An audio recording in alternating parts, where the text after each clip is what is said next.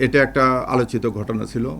রাজধানীর তেজগাঁওয়ে স্বেচ্ছাসেবক দলের নেতা আজিজুর রহমান মোসাব্বিরকে গুলি করে হত্যার ঘটনায় প্রাথমিকভাবে রাজনৈতিক সংশ্লিষ্টতা পাওয়া যায়নি বলে জানিয়েছেন ডিএমপির অতিরিক্ত কমিশনার মোহাম্মদ শফিকুল ইসলাম। রবিবার বিকালে ডিএমপি মিডিয়া সেন্টারে এক সংবাদ সম্মেলনে এমনটা জানান তিনি।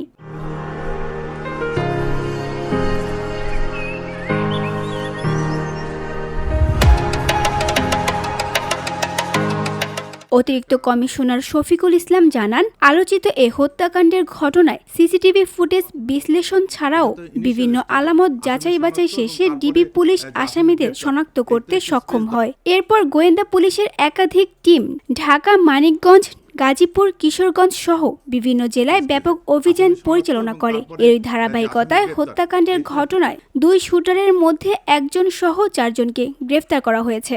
আসামিদেরকে শনাক্ত, গ্রেফতার এবং হত্যার মোটিভ উদ্দেশ্যের কাজ শুরু করে। এরই ধারাবাহিকতায় গোয়েন্দা পুলিশের কয়েকটি টিম ঘটনাস্থলে উপস্থিত হয়ে ঘটনাস্থলের আশেপাশে সিসি ফুটেজ ক্যামেরা সংগ্রহ করে ঘটনাস্থলের আশেপাশে উপস্থিত ব্যক্তিদের প্রাথমিক জিজ্ঞাসাবাদ করে, সোশ্যাল মিডিয়া ও অন্যান্য ওপেন সোর্স হইতে তথ্যপ্রাপ্ত সংগ্রহ করে সেগুলো যাচাই বাছাই করা হয় এবং এই যাচাই বাছাইয়ের এক পর্যায়ে আসামিদের আমরা মোটামুটি শনাক্ত করতে সক্ষম হই এবং শনাক্তকৃত আসামিদেরকে গ্রেপ্তারের উদ্দেশ্যে বাংলাদেশের বিভিন্ন জায়গায় যথা ঢাকা, মানিকগঞ্জ, গাজীপুর, ময়মনসিংহ, নেত্রকোনা, ভৈরব, তারপরে কিশোরগঞ্জ সহ অন্যান্য এলাকায় ব্যাপক অভিযান পরিচালনা করা হয়। এই অভিযান পরিচালনা করে তিনি জানান, হত্যায় অংশ নেয়া 2 জন শুটারের মধ্যে একজন হলেন জিনাত, তার বাবা আব্দুর রশিদ, আর হত্যাকাণ্ডের মূল সমন্বয়কারী বিল্লাল হোসেন, তার বাবা শহীদুল্লাহ। এছাড়া শহীদুল্লাহর ভাই আব্দুল কাদের ঘটনার পর আসামিদের পালাতে সহায়তা করা ছাড়াও তাদের মোবাইল বদলে সহায়তা করেন।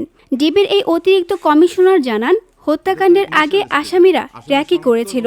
এই কাজে সহায়তা করে রিয়াজ নামের একজন, তাকেও গ্রেফতার করা হয়েছে। এর মধ্যে শুটার জিন্নাত ও বিল্লাল রাজধানীর মহাখালী এলাকায় থাকে। তাদের কাছ থেকে নম্বর প্লেটবিহীন একটি মোটরসাইকেলও উদ্ধার করা হয়েছে, যেটি হত্যাকাণ্ডে ব্যবহৃত হয়েছিল। ঘটনার মূল সমন্বয়কারী মোহাম্মদ বিল্লাল হোসেন, পিতা শহীদুল্লাহ, তাকে গ্রেফতার করা হয়। পাশাপাশি শহীদুল্লাহর ভাই আব্দুল কাদের, যে ঘটনার পরবর্তীতে আসামিদেরকে পলায়নে সহায়তা করা, আসামিদের মোবাইল পরিবর্তন করা সহ অন্যান্য কাজে সহযোগিতা করে, তাকে গ্রেপ্তার করা হয় এবং ঘটনার আগে এই ঘটনা যে সংগঠিত করবে এ ব্যাপারে অপরাধীরা একটা রেকি করেছিল। এই রেকিতে সহায়তা করার জন্য মোহাম্মদ রিয়াজ নামে একজনকে আমরা গ্রেপ্তার করি। তাদের এবং এই গ্রেপ্তারকৃত ব্যক্তিদের কাছ থেকে একটা নাম্বার প্লেটবিহীন মোটরসাইকেল উদ্ধার করা হয়, যে মোটরসাইকেলটি হত্যাকাণ্ডে ব্যবহৃত হয়েছে। এছাড়া তাদের নিকট থেকে 6,000 নগদ টাকা উদ্ধার করা হয়। হত্যাকাণ্ডের কারণ সম্পর্কে এক প্রশ্নের জবাবে তিনি বলেন, প্রাথমিকভাবে হত্যাকাণ্ডের ঘটনায় রাজনৈতিক ব্যাকগ্রাউন্ড পাওয়া যায়নি। প্রাথমিকভাবে ধারণা করা হচ্ছে কারওয়ান বাজার কেন্দ্রিক ব্যবসায়িক দ্বন্দ্বে এই হত্যাকাণ্ড ঘটেছে।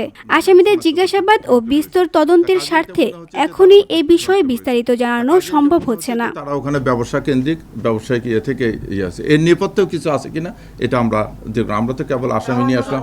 তানজু হাবিবা, ভিওডি বাংলা, ঢাকা। তদন্ত করতেছি, কেবল আসামিদেরকে ধরেছি, আসামিদেরকে জিজ্ঞাসাবাদ করেছি, তারা প্রাথমিকভাবে স্বীকার করেছে।